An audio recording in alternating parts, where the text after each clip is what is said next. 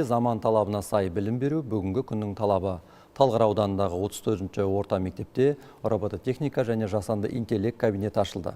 Оны мектеп ұжымы Алматыдағы білім және жаңа инновациялық технологиялар орталығымен бірлесіп жүзеге асырып отыр.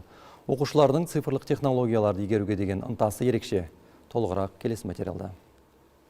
Бұл Талғар ауданы Еңбекші ауылында орналасқан нөмірі 39-шы орта мектеп. Бұл күні робототехника және жасанды интеллект кабинетінің ресми ашылуы өтті. Мұнда 7-ші және 8-ші сыныптың 15 оқушысы жасанды интеллект пен робототехниканың көмегіне сүйеніп тың ізденістерге барған. Олар айналасы 2 апта ішінде 7 бірдей тың ғылыми жоба жасап үлгеріпті. Соның бірі сенсорлы қоқыс жәшігі. Бұл сенсорлы қоқыс жәшігі. Бұл ультрадатчиктар мынау сәуле жібереді, ал мына екіншісі қағылады. Ал бұл бүйтіп алақанға шағылсата 70 градусқа ашады.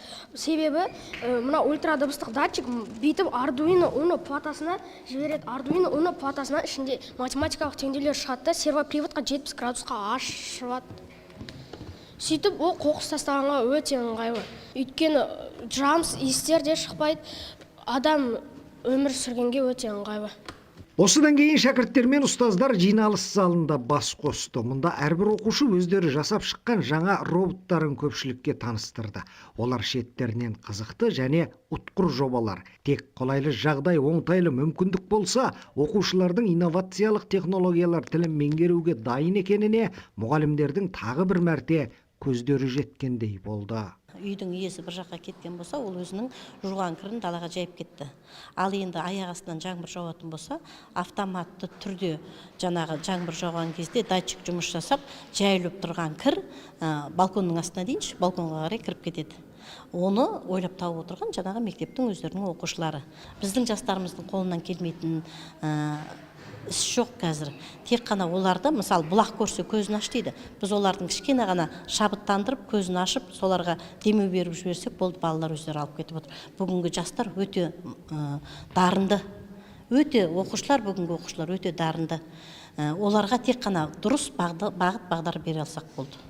Нөмірі 39-шы мектепте бүгінгідей заман талабына сай жаңаша кабинеттің ашылуы осы ұжымның қазірлі ізденісінің жемісі екені анық. Олар оқушыларға жеңіл жол, түсінікті тәсілмен сапалы білім беруді қолға алған. Сонымен қатар жас өнертапқыштарға қолайлы орта жасап, дарынды шәкірттердің шығармашылық мүмкіндіктерін барынша қолдап отыр. Мұны тек өздері жалғыз емес, Алматыдағы білім және жаңа инновациялық технологиялар орталығымен тізе қосып жүзеге асырған. Ең бірінші аудандық білім бөлімінің басшылық тарапына алғысымды білдіргім келеді. Барлық оқытылып жатқан курстар ол тегін, яғни ақылы емес. Балалардың ынтасы өте жоғары десе болады. Себебі оқытылған 2 аптаның ішінде 7 робот жасап шығарылды. Қазір өздеріңіз көргенде демонстрация жүргізілуде. Алдағы уақытта балалардың шығармашылық ғылыми жобаға деген ынтасын дамыта отырып, үлкен жоғарғы жаңа конкурстарға, облыстық, республикалық және халықаралық конкурстарға қатысу. Айта кетсек, Талғар ауданы бойынша жалпы білім беретін 42 білім шаңырағы бар. Ал бүгінде оларда 43 робототехника кабинеті жұмыс істеп тұр. Құрманжан Қасымжанұлы, Жандос Өмірбай, Жетісу.